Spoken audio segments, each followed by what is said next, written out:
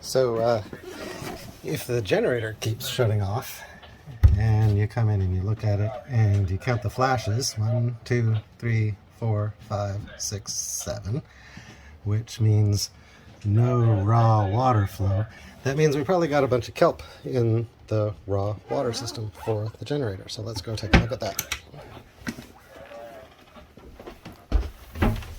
So here's where the strainer is for that system, and yeah, sure enough, it's full of kelp. So let's go get the toolbox, because we've got to undo those 4 screws and remove the top, and then pull the little basket out, clear that all out, put it back together, and then we should be back in business. Here's the toolkit.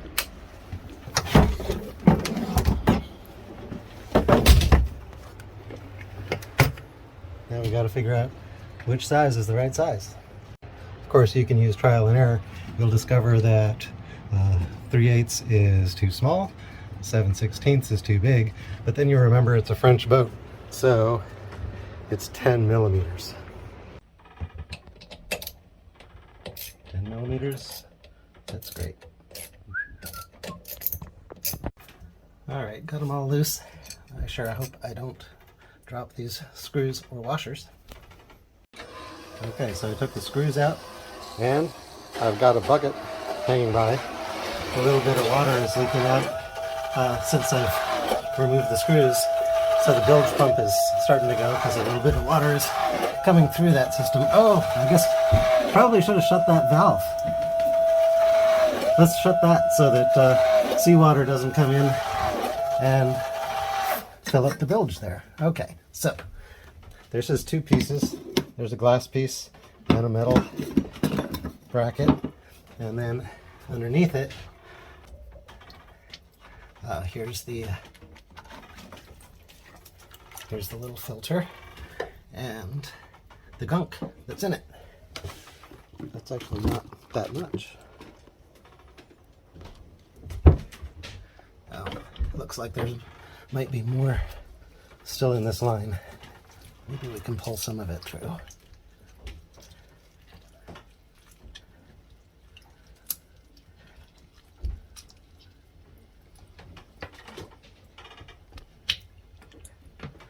Feels like there's more in there. Maybe we can flush it.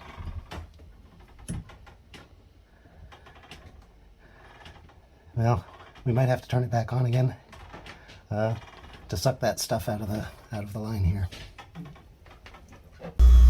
So I just turned the generator back on, and you can see it is slowly sucking water into there. But the rate of flow is pretty low, and it just cut out. So I had to repeat that process about 3 times, but then finally, after running for a few minutes, all of a sudden there was a big whoop, and a bunch more kelp came into the basket. So we'll see if maybe that was the last bit of the clog that was in this line. Oh, and once again I started unscrewing this top without closing it. Thank you, bilge pump. Alright, let's see what we got this time.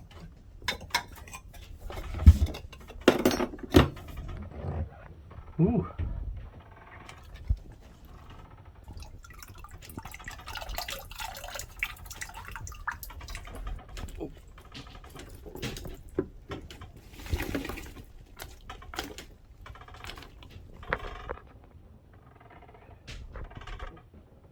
We can have a salad tonight with dinner.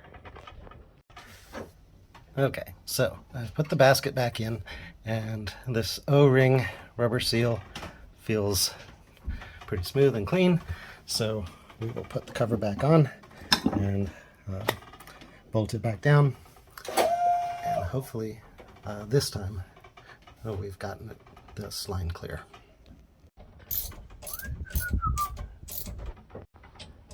Alright, those are all reasonably tight.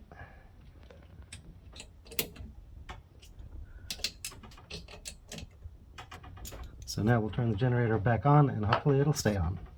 Oh, of course, it also requires that you open the valve. Okay, turn the generator back on, and now we've got a really nice, smooth, steady water flow coming through there. So I think that means the line is clear and we're back up and running. So here's everything we pulled out of the generator cooling line.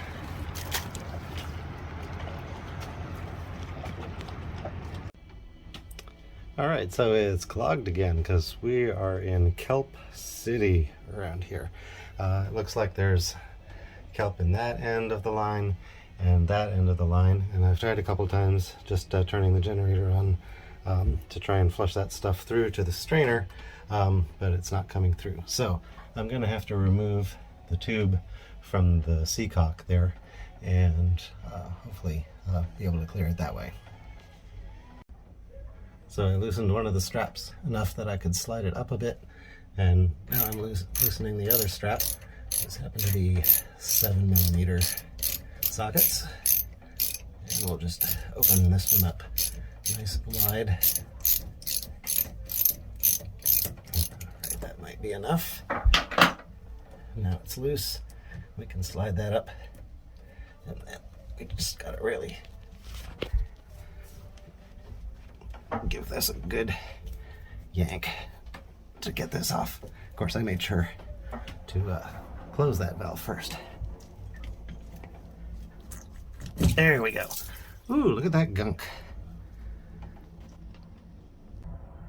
Alright, so by disconnecting there, I was able to, I think, pull all the kelp out of the tube and out of the seacock itself.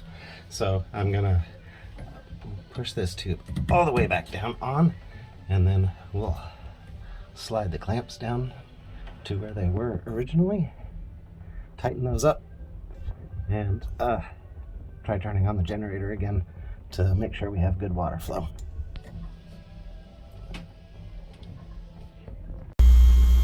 Alright, that's what we like to see.